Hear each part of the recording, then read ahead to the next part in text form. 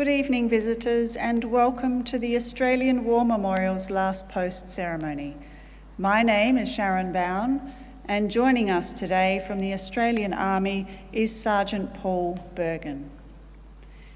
Today we remember the beachhead battles of Gona, Gona and Sanananda and commemorate the 75th anniversary of the capture of Gona. The beachhead battles were the final slog in the long campaign to defeat the Japanese in Papua. The overland attack towards Port Moresby had begun in July 1942, when Japanese forces established beachheads at Buna, Gona and Sanananda, 3 villages along a 25-kilometre stretch of the north coast of Papua. By mid-September, the Japanese had fought their way along the Kokoda Trail and, it is said, could see the lights of Port Moresby. But they had outrun their supply line and were soon ordered to withdraw because of losses suffered elsewhere. Pursued by elements of the 7th and 6th Divisions, the Japanese dug in along the north coast, determined to hold the beachheads at all costs. On the 16th of November, Australian troops crossed the Kamusi River about 65 kilometres from the beachheads. The following battles took place during the tropical wet season in one of the most malarial regions in the world, amidst waterlogged swamp, dense jungle and 2-metre-tall kunai grass, facing an enemy that was skillful, well-prepared and resolute. The difficult conditions favoured the Japanese force, which had developed a strong network of well-concealed defences. For 2 bloody months, the Australians and Americans threw themselves against the defenders, only dislodging them after a fight that many veterans considered their toughest of the war. The Japanese position at Gona was finally cleared on the morning of the 9th of December. 75 years ago today. Allied air power deterred the Japanese from reinforcing and resupplying the beachheads, and towards the end of the battle, some defenders were withdrawn by sea or escaped over land. But the remaining garrison fought to the death, almost to the man. Today we remember the Battle of Buna Gona. We pay our respects to the men and women commemorated here on the Roll of Honour and to the survivors who returned home. Tonight we are honoured to acknowledge His Excellency Arag Hovhannissian, Ambassador of Armenia to Australia. Representatives of the 39th Operational Support Battalion, named for the 39th Battalion which served in the capture of Gona, and members of the Memorial's culturally and linguistically diverse advisory group. We welcome the veterans who have served, those that are still serving, and the families that love and support them.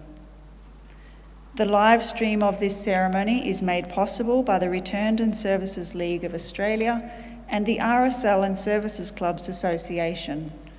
We welcome their members who are watching the broadcast of this ceremony across Australia. During this evening's ceremony, wreaths will be laid at the base of the Pool of Reflection by visitors to the memorial. If you are able, would you now please stand and join in singing the National Anthem.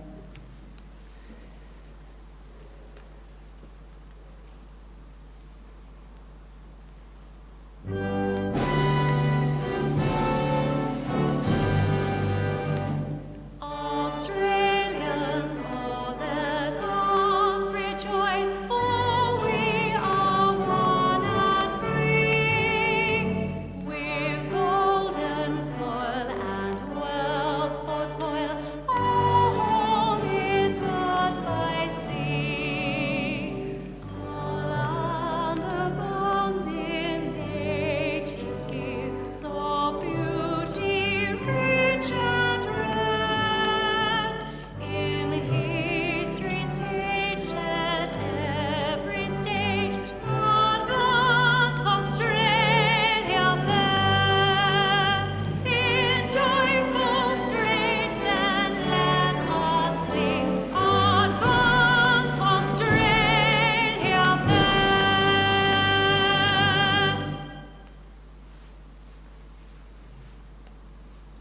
Those requiring a seat, please be seated. The Australian War Memorial was the vision of Charles Bean, Australia's First World War official historian. Bean landed with the Australian troops on Gallipoli and stayed with them at the front through to the end of the war. The idea of this national memorial and museum came to him at Pozières, France, in the depths of the bloody fighting of 1916. Bean's idea was that this would be a place where families and friends could mourn loved ones buried in faraway places. It would also be a place that could help all Australians understand what these men and women had endured and what they had done for us. Bean's vision, to which we remain true, is best expressed as inscribed in the entrance to the memorial's galleries. Here is their spirit, in the heart of the land they loved, and here we guard the record which they themselves made. Tonight we will read the story behind just one of those on the Roll of Honour, which lists the names of more than 103,000 men and women who have given their lives for us in war and on operations for more than a century. But first, we present a lament. Flowers of the forest, wreaths and floral tributes will now be laid at the base of the pool of reflection.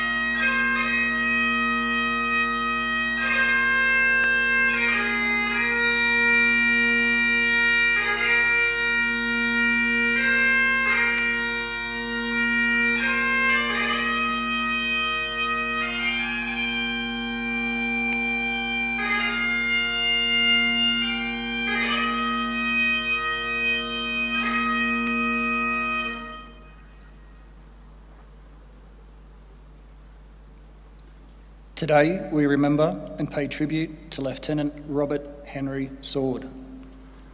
Robert Sword was born on the 20th of February 1914 in Melbourne, the third child of Robert and Vera Sword, and brother to Betty, Bernard and Marjorie.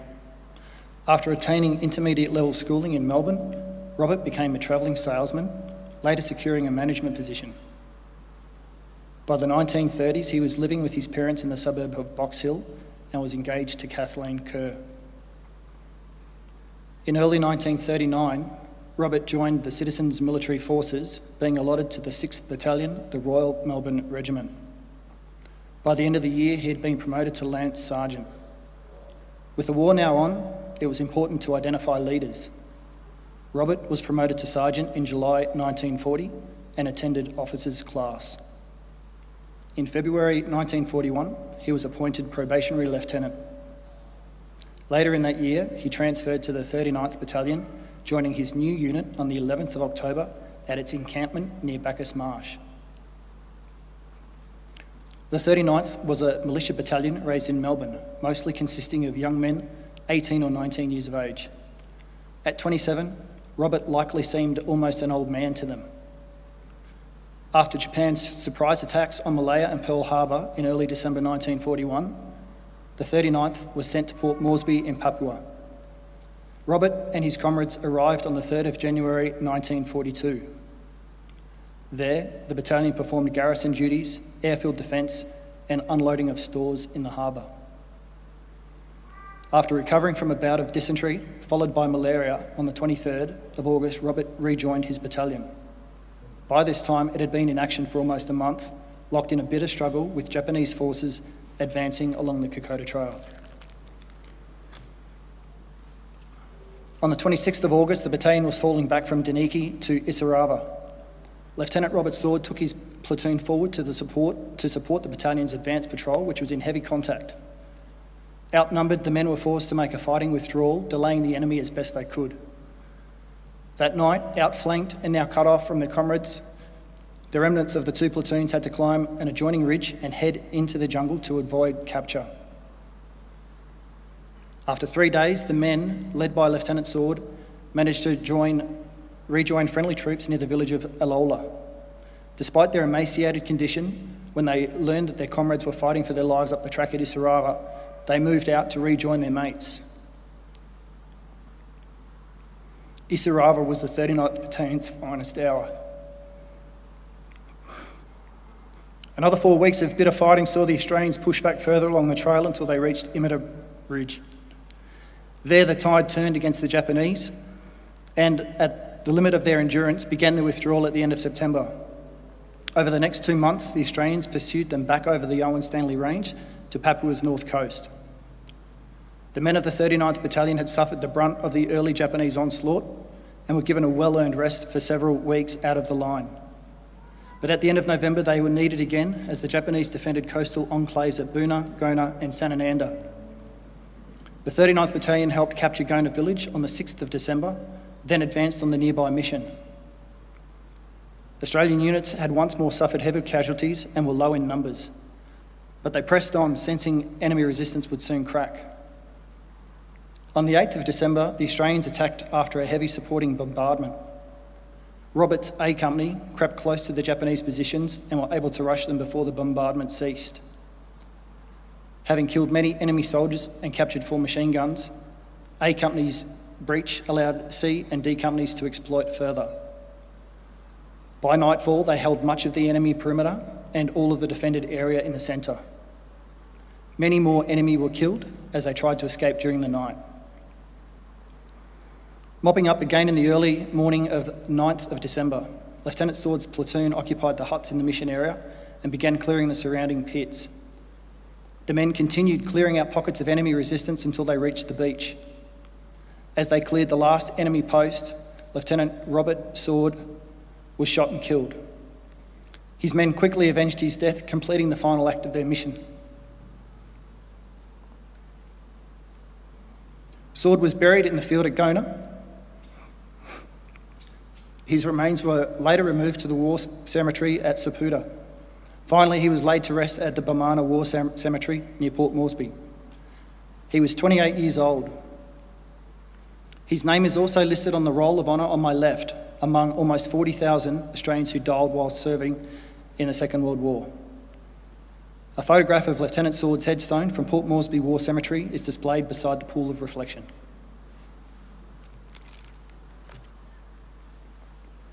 This is but one of the many stories of service and sacrifice told here at the Australian War Memorial.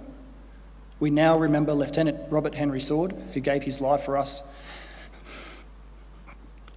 for our freedoms, in the hope of a better world.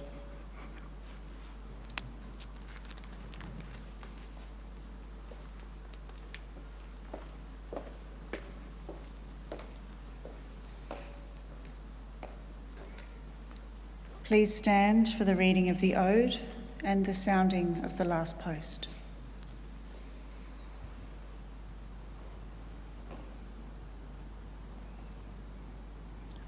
They shall grow not old, as we that are left grow old. Age shall not weary them, nor the years condemn. The going down of the sun, and in the morning, we will remember them. We will remember them.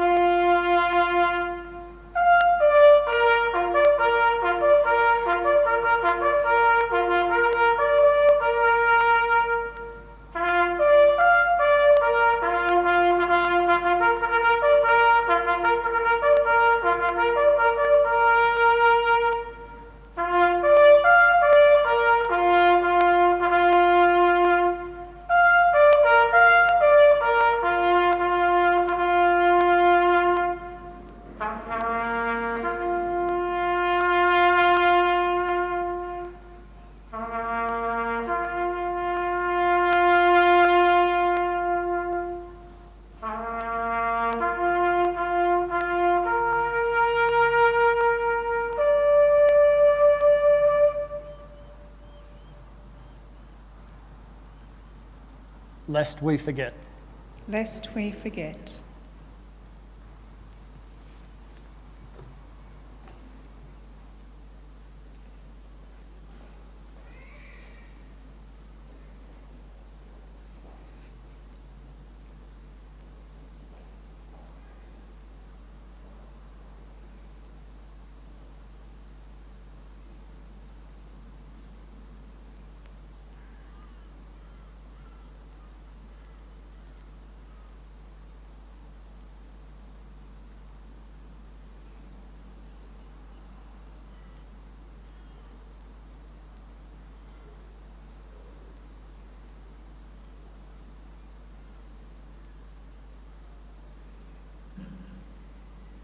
We leave you this evening with the words of the memorial's founder, Charles Bean.